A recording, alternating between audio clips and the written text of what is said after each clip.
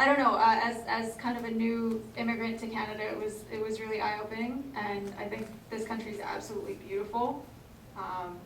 And it's so easy in Toronto to forget these other massive, vast, distant parts of Canada, and it was really kind of eye-opening for me. Does anybody have any thoughts about Shadow of a Giant? I thought it was so well put together, like it belonged to like PBS or HBO. Like the footage was so clean and the editing and the cuts was just so well done. Yeah, it was really cool. The drawing bits when people were talking and thinking about these like amazing ideas was I think added a really good element. So he has I really enjoyed watching this documentary. I think it was great, and I like the sense of humor also, like the sarcasm actually they used to send the message. So I thought it was a very perfect documentary so far. I've seen tons of documentaries about like the same issues that happened actually in North, but that was well done, and I really enjoyed it. I also felt, kind of on the note of what you said at the beginning, it's interesting because we have so much news these days, and so many people are, if anything, more aware of what's happening in other parts of the world that are so far away and that we don't have any personal connection to. And it's interesting because the crises, especially like human crises, we have some big ones like very close to home, right? Yet, I just think it's pretty interesting, just the fact that there's always this emphasis on global crises and global issues, and it's very easy to neglect the ones that are happening at home. Yeah, exactly. Especially when I think it's even mentioned in the movie, like, oh, all the royalties went to Ottawa, and it's like, oh, we just kind of concentrate on this little zone here, and you can just kind of ignore the far distant places. That's hard to find. Any other comments about Shadow of a Giant? I guess my comment is about both of the last two documentaries. I really loved how they sort of eliminated aspects of history. I guess I find history fascinating as well, and parts of history that a lot of times a lot of people would rather have swept under the rug. I enjoy when documentaries do that. Yeah, I think they both really emphasized kind of how it's important to remember and learn from these things. It was really good. We actually have the producer of Shadow of a Giant here, Leslie Johnson.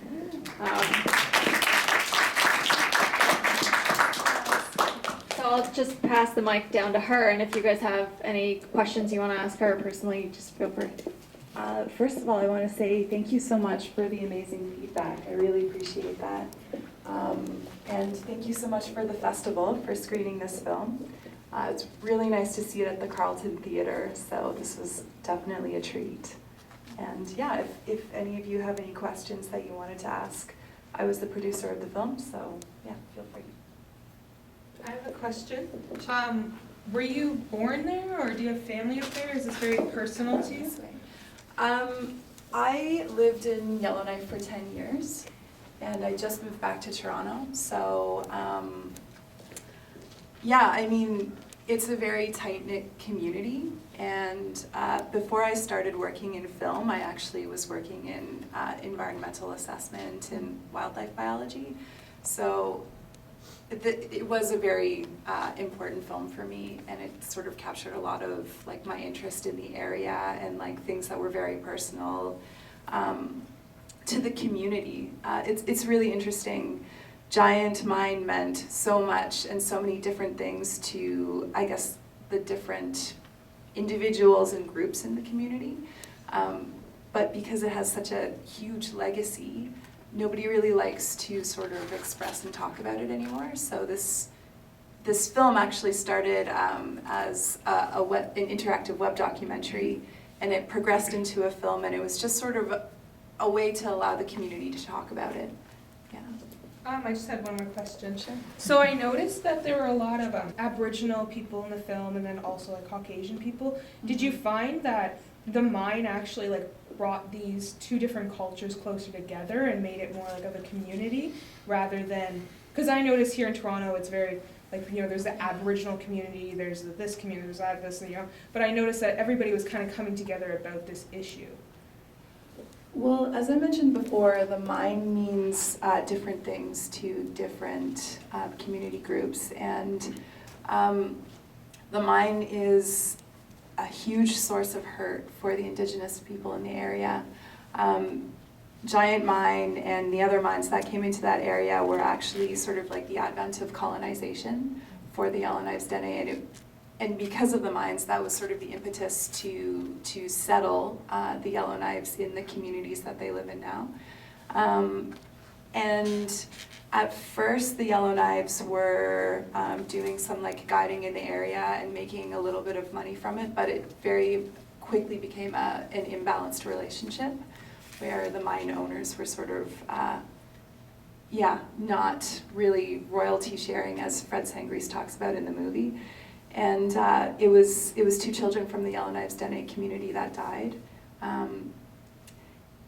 And I guess, there was a very different trajectory between the Indigenous community in the area and the white community, and they had very different sort of benefits from it. So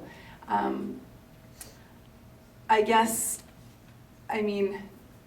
probably I wouldn't say that it helped people come together, but in terms of how the economy is now in the Northwest Territories, it's such a huge part of it, and everybody is working for the mine in a different way, so it definitely kind of has come that way now, but it wasn't always that way. And it's still very imbalanced today, so. How much footage did you shoot to whittle this down to 29 minutes? Oh, that's a good question. That's something that I would have to ask the director, but as I said, we actually, the initial project was an interactive web documentary, and it was a Canada Council residency for the director, Clark Ferguson, and I was working with our film cooperative. So he came in for a 3-month residency, and so we did many more interviews that didn't actually end up making it in the documentary, and it was a big process to sort of whittle down how many voices, do we need to tell this story? Should we make it smaller? Should we make it bigger? And it was sort of always like finessing that process to kind of figure out the right kind of amount that we wanted to say in it and who should be telling which part of the story. And it's such a big, complex story, and just figuring out, who should be telling all of these little parts of it was, it was a big process. Yeah. Thank you.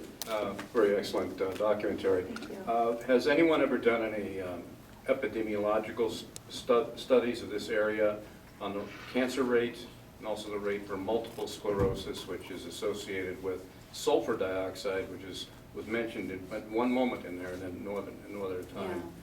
What are those rates and so forth? I can't speak to, I know that they have done studies, and